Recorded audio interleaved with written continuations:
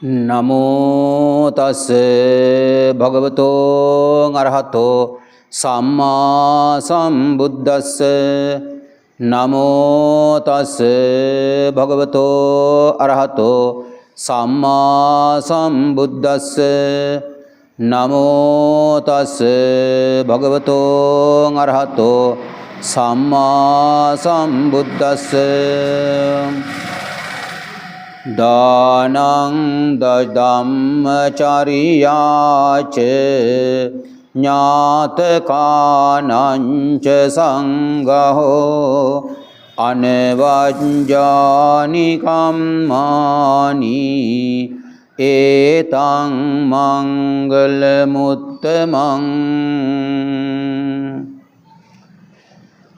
श्रद्धावान उपासक उपासिकाएं, आप लोग अपने जीवन के लिए धर्म ज्ञान प्राप्त करने के लिए विहार स्थान में आए हुए हैं। वंदना पूजा करके पुण्य एकत्रित किए हैं, आशीर्वाद भी प्राप्त किए हैं। धर्म प्रवचन सुनकर धर्म का ज्ञान प्राप्त करते हैं। धर्म के ज्ञान से बिना जीवन चलाना मुश्किल हो जाते हैं। हम अकेला जीवन नहीं जीता है, हमारे चारों तरफ बहुत बड़ा सोसाइटी रहते हैं, समाज है। हमें उसी समाज के साथ ही जीना पड़ता है। इसलिए समाज का वातावरण क्या है, रहने वाले लोगों के स्वभाव कैसा है, उन्हीं के बीच में हम किस प्रकार रहना है, ये धर्म हमें सिखाते हैं। भगवान ने कहा, खेतों में दाना उगाते हैं, उसके लिए घास जो होता है शत्रु होता है। उसी प्रकार मनुष्य को भी अपना तृष्णा, द्वेष, मोह अपने सांसारिक जीवन के लिए शत्रु बनता है। इसलिए ये चीज़ों से दूर रहकर हमें अपने जीवन सही आकार में, सही रूप से बिताने के लिए हमें धर्म का ज्ञान जरूरी आवश्यक है। फिर ये धर्म ज्ञान प्राप्त करने के लिए धर्म प्रवचन श्रवण करते हैं। तत्करण हाँ, अभी एक गाथा आपके सामने रखा है। ये मंगल सूत्र का गाथा है। ये मंगल सूत्र में मंगल कारणाएं, आपको कई कारणाएं सुनाया है। आज भी जीवन के लिए आवश्यक कुछ कारण समझाने के लिए प्रयत्न करता हूँ। दानंच धम्मचर्याच ज्ञातकानंच संगहो अनाकुलाच कम्मंता एतं मंगलमुत्तम। दानंच कहा तो दान है, धम्मचर्याच धर्म का आचरण है, ज्ञातकानांच संगहो रिश्तेदारियों का संग्रह करना, ज्ञातियों का संग्रह करना, अनवज्जानि कर्माणि कर्मांत सही रूप से करना, एतं उत्तमं मंगलम। ये चार मंगल कारणाएं श्रेष्ठ होता है। दान कहा तो दीयतीति दाना, देता है इसलिए दान कहता है। देने का स्वभाव होते हैं, कोई अपने हाथों से देते हैं, लेकिन सिर्फ उसी देना हाथ को ही सीमित होता है। अपने दिल में या अपने मन में देने के चेतना नहीं है, हाथों से दिया जाता है। और काम करवाने के बाद उनको तनख्वाह दिया जाता है, उनका किराया दिया जाता है और पुरस्कार दिया जाता है। ऐसे देने वाली चीज़ें बहुत होता है, सबको दान नहीं कहता है। दान जो होता है अपने अधिकार में रहने वाली वस्तु या खुद ही ज़्यादा चाहने वाला वस्तु जो सुरक्षा करके रखते हैं, ऐसी वस्तु को अपने अधिकारों से हटा के दूसरों के उपयोग के लिए दया से, करुणा से, मैत्री से सौंप देता है, उसी को दान कहता है। गौरव तरीके से देता है, श्रद्धा से दिया जाता है। ये दान हर एक व्यक्ति के लिए उपयोगी है। हम दान क्यों देना है? बहुत लोग सोचते हैं दान दूसरों को दिया जाता है। दूसरों को दान नहीं दिया जाता है, दान खुद के लिए दिया जाता है। दान देकर खुद के तृष्णा कम कर देता है, खुद का द्वेष कम कर देता है, मोह कम कर देता है, ईर्ष्या कम कर देता है, अहंभाव कम कर देता है। इसी प्रकार खुद के अंदर से कई अकुशलों को कम करना दान का महत्व होता है। और इसी अकुशल कम होने से ये दान पारमी बनकर हमें निर्वाण प्राप्त करने के लिए मदद करें, ऐसा विचार करने से दान पारमी बन जाता है। इसलिए हमें पारमिता पूरा करना आवश्यक होती है। दान भी हम पारमिता पूरा करने के लिए देता है। पारमिता हम पूरा करते संसार दुखों से मुक्ति पाने के लिए। इसलिए संसार के जीवन में दुख है कि नहीं, खुद को समझना चाहिए। जिनको महसूस होता है संसार जीवन में दुख है, उन्हें उससे मुक्ति पाने के लिए पारमिता पूरा करते। जिनको संसार के जीवन बड़ा मज़ेदार है, दुख दिखता ही नहीं है, उसमें पारमिता पूरा करने की आवश्यकता भी नहीं पड़ता है। दान किसी को अनुकंपा रूप से भी दिया जाता है, किसी को पूजार बुद्धि से भी दिया जाता है, किसी को सहायता के रूप से दिया जाता है। लेकिन पारमिता पूरा करने के लिए अपने सारे अधिकारों को त्याग करके देना पड़ता है। देना का तो आसान नहीं है। दानंच युद्धंच समान माहु, दान देना, युद्ध करना दोनों समान बताता है, समान रूप से दान होता है। इसलिए हम अपने चित्त के साथ बहुत लड़ना पड़ता है। चित्त तृष्णाओं से भरा है। हम यदि चित्त को बना के नहीं रखा, ये चित्त बहुत चंचल होते, कठोर होते हैं। ये चित्त हमें एकत्र करने के लिए तो कहते हैं, लेकिन देने के लिए नहीं कहते। हम देने के लिए चिंता तो कर सकता है, लेकिन मन हमें देने के लिए कहता नहीं है, फिर देना कठिन हो जाता है। हम देने के बाद पहला अपने पास कितना है देख लेता है, फिर अपने को कौन सा काम है उसको समझ लेता है। अमुक अमुक काम के लिए इतना इतना करना पड़ता है, हमारे पास इतनी संपत्ति है, इसलिए इतना दे नहीं सकते, हम इतना ही देना पड़ेगा करके खाट पीट के, छान बीन के अपने लिए बचा कर दिया जाता है। उसे दान नहीं कहता है। दान अपने लिए बिना बताकर, बिना बचाकर और छानबीन के नहीं है। देना है तो देना है खुले दिल से, नहीं तो दिल खोल कर बिना किसी तृष्णा से त्याग करना, उसे कोई दान कहता है। हम चित्त से पहले सामान जितना है उसी को बंटवार करके अलग अलग पार्टीशन में बांटकर दान के लिए थोड़ा सा रखते हैं, उसी में तृष्णा अधिक हो जाता है।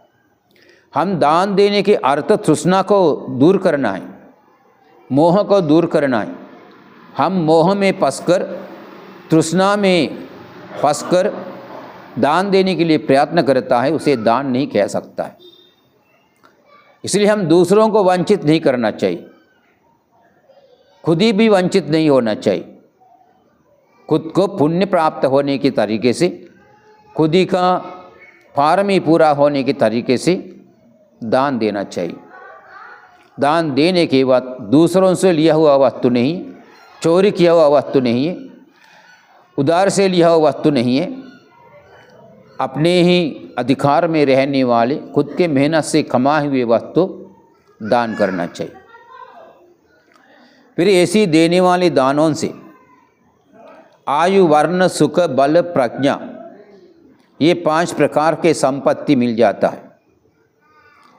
दान के अनुरूप विपाक से ऐश्वर्य संपत्ति प्राप्त होता है, लंबी उम्र मिल जाता है, कल्याण मित्रों के आश्रय मिल जाता है, समाज में नेतृत्व धारण करने की शक्ति मिल जाता है, आवाज मधुर होता है, रूप सुंदर हो जाता है।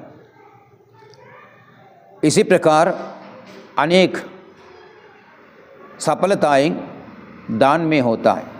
इसलिए आपको दान देने की जब भी वक्त मिलता है 2 बार चिंतन नहीं करना, तुरंत दान देकर अपनी दान पारमी पूरा करने के लिए प्रयत्न करना। क्योंकि हम कहाँ भी जन्म लेता है वहाँ पर हमें खाने पीने रहने की सभी व्यवस्था होना चाहिए।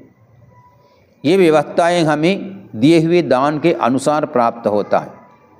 इसलिए हर एक जीवन के लिए दान देना जरूरी आवश्यक है।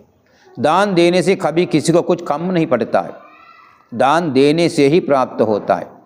खेत में हम बोवाएंगे तो फसल मिलेगा, बिना बोवाने से फसल नहीं मिलता है। इसलिए उसी प्रकार हम पुण्य क्षेत्रों में दान का बीज रोपना चाहिए, तभी हमको उसका फल, पुण्य फल प्राप्त हो जाते। धम्मचर्याच, धम्मचर्याच मानी धर्म के अनुसार जीना, धर्म के अनुसार जीना मानी 10 अकुशलों से वंचित रहना। हमें 10 प्रकार के अकुशल तथागत ने बताया है। काय कम्मं तिदावुत्तं, वाचा कम्मं चतुर्विधं, मनसा त्रिविधं चेति 10 कम्म पताई। काय का रूप से 3 अकुशल है, वाचस्क रूप से 4 अकुशल है, मानसिक रूप से भी 3 अकुशल है। ये सभी 10 अकुशल हैं। काय के रूप से हम क्या कर सकते हैं? अकुशल के रूप से हम प्राण हत्या कर सकता है या प्राण हिंसा कर सकता है, चोरी कर सकता है, व्यभिचार कर सकता है। ये तीनों अकुशल खाए से होता है। वाणी से हम झूठ बोलता है, चुगली करता है, कठोर शब्दों का इस्तेमाल करता है, फालतू बकवास करता है,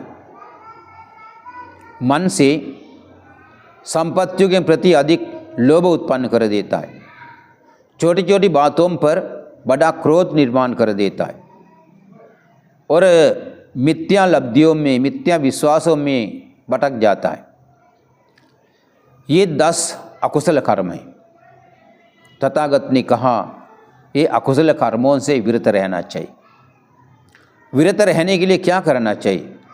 कुशल कर्म करना चाहिए, दान देना चाहिए, शील का पालन करना चाहिए, साधना करना चाहिए, बड़े लोगों का गौरव सम्मान करना चाहिए, पूजनीय लोगों का पूजा करना चाहिए और अपने जहाँ भी हो जो जो सेवाएं अपने से उसी स्थान पर होना है वो सेवाएं करना चाहिए। उसको वतावत कहता है।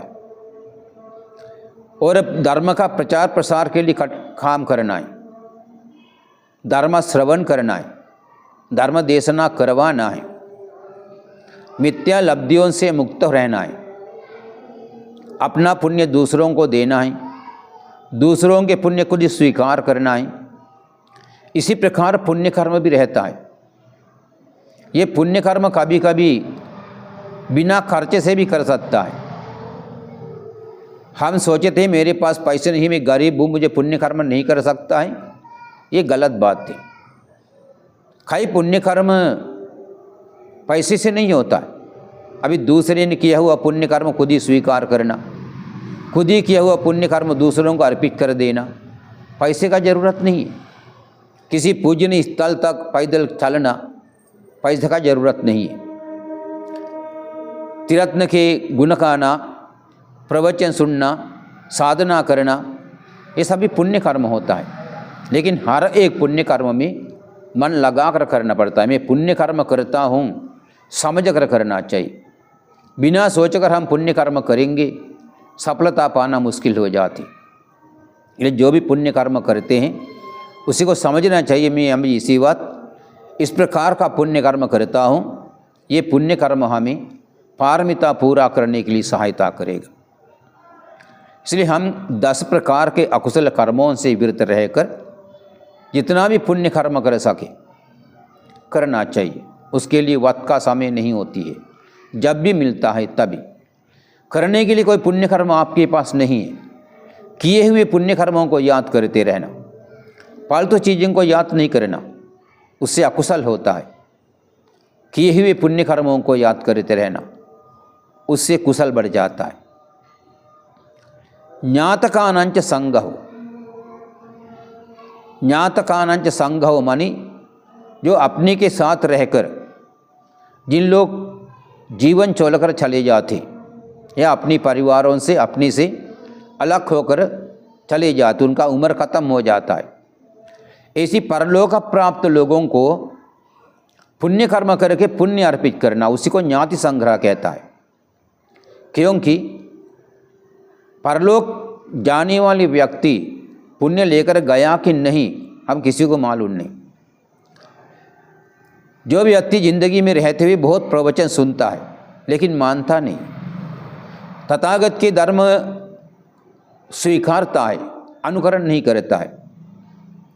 ज़्यादातर आप लोग अपने जीवन में देख लिए तथागत के धर्म के अनुसार कितना आप क्या जीवन बनाते हैं। ज़्यादातर आप अपना ही मनमानी करते हैं, जो मन में आया वही करता है।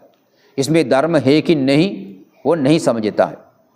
लेकिन हमें धर्म के अनुसार जीवन जीना है, इसलिए धर्म के अनुसार जीने वाले व्यक्ति को पुण्य एकत्रित होता है। पुण्य एकत्रित किया हुआ व्यक्ति यदि परलोक जाते हैं उनको तकलीफ नहीं आती।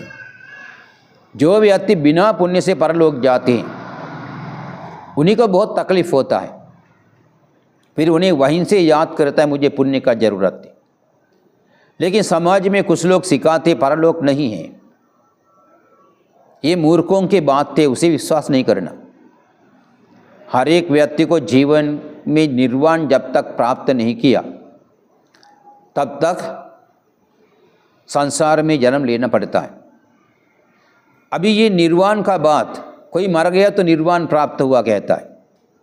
पृथग्जन व्यक्ति का निर्वाण नहीं होती है, निर्वाण अरहंतों के होते हैं, निकले से श्रेष्ठ लोगों का होता है।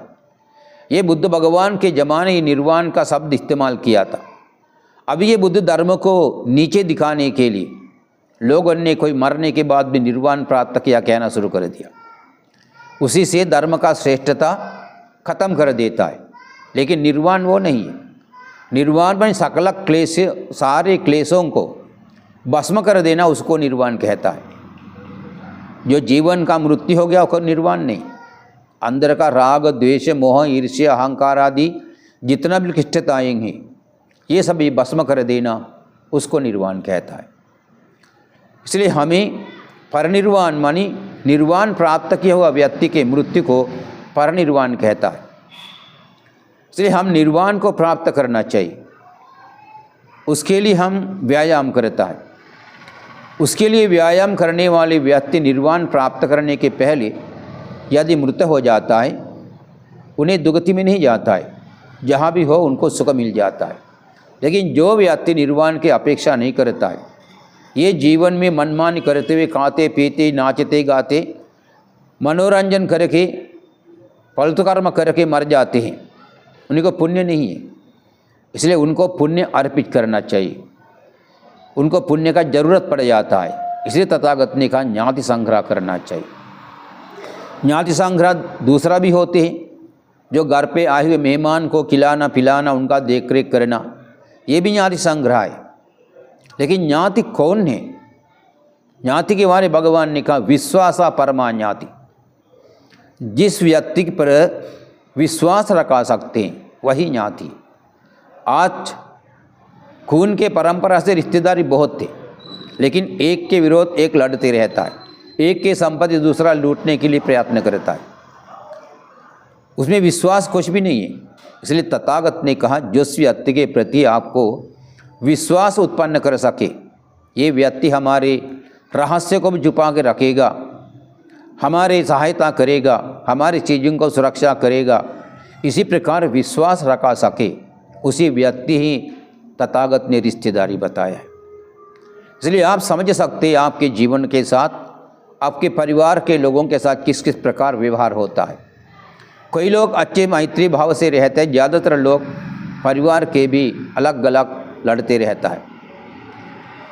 इसलिए ज्ञाति संग्रह मानी उसी प्रकार संसार चलकर गए हुए लोगों को पुण्य कर्म करके पुण्य अर्पित करना है।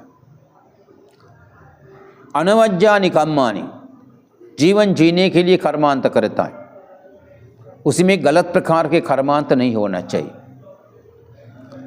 हमें कायिक समाचार पवित्र रखना चाहिए, कायिक द्वार से फालतू कर्म नहीं करना चाहिए, वचित द्वार से फालतू का वचन नहीं बोलना चाहिए, मनोद्वार से फालतू कर्म नहीं करना चाहिए। इसलिए काय चित्त मन, काय वाणी मन, ये तीन द्वार हम पवित्र रखें। पवित्र रखकर करने वाली क्रियाओं को सही कर्म बताता है। हम इसी प्रकार अपनी काय वाक मन गलत तरीके से रखकर गलत काम करते हुए हम जिएंगे, ये अपना जीवन अपवित्र होता है। इसलिए बुद्ध भगवान चाहते थे ये लोग संसार दुखों में बहुत लंबी समय से फंसे हुए हैं, इसलिए और भी आगे संसार दुखों में नहीं डूबना चाहिए। अभी ये पाए गए जीवन से दुखों से मुक्ति पाना चाहिए, उसी अपेक्षा से उन्हें ये सारी चीज़ें बताए।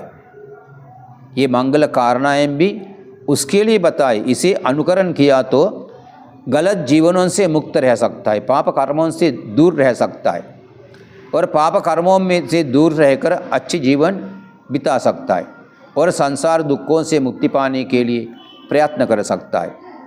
इसलिए अभी मंगल कारणाएँ एक एक आप सुने हैं, आप उसी को अपने जीवन के साथ जोड़कर देख लेना। ये कारणाओं से जीवन के लिए कुछ पा सकता है कि नहीं, इसमें साधारणता है कि नहीं। बुद्ध भगवान फालतू बातें कभी बताते नहीं हैं, कोई ज़रूरत वक्त पर ही अच्छी बातें बताते हैं। इसलिए ये मंगल कारणाएँ भी अच्छे समय पर ज़रूरत के आवश्यकता के अनुसार ही बताए। हम आप सभी को अपने जीवन के प्रति बड़ा प्यार होता है, इसलिए इसी जीवन दुख में डालना कोई नहीं चाहते, लेकिन हमें मालूम नहीं है हमारे काय वाक मन ये तीनों द्वारों से करने वाली क्रियाओं से ये जीवन अपने आप दुख में गिर जाता है, ये हमें मालूम नहीं। हम सोचते हैं ये काय वाक मन से करने वाली क्रियाओं से आज के जीवन के लिए हम खुशी दिला सकता है, लेकिन उसी खुशी के पीछे नरक का द्वार खुला रहता है, ये हमें मालूम नहीं पड़ता है। इसलिए हम उसे भी मालूम करना चाहिए, उसे भी मालूम करके हम ये प्राप्त जीवन को सुरक्षा करना है। इसलिए ये मंगल कारणाएँ अभी कल तक आपको 13 मंगल कारणाएँ सुनाया, ये 4 के साथ 17 मंगल कारणाएँ आप सीख चुके हैं। अभी इसे आप अपने जीवन के साथ जुला लेना, जीवन मंगलमय वातावरण में परिवर्तन कर लेना, और भी भविष्य उज्जवल करने के लिए प्रयत्न करना। आपके प्रयत्न सार्थक होने के लिए आशीर्वाद करते हुए आज के लिए मैं प्रवचन समाप्त करता हूँ। सबको जय हो, कल्याण हो, मंगल हो। आकाशट्ठा च बुम्मट्ठा देवा नागा महिद्दिका पुण्यन्तं अनुमोदित्वा चिरं रक्षन्तु लोकशासनं। आकाशट्ठा च बुम्मट्ठा देवा नागा महिद्दिका पुण्यन्तं अनुमोदित्वा चिरं रक्षन्तु देशनं।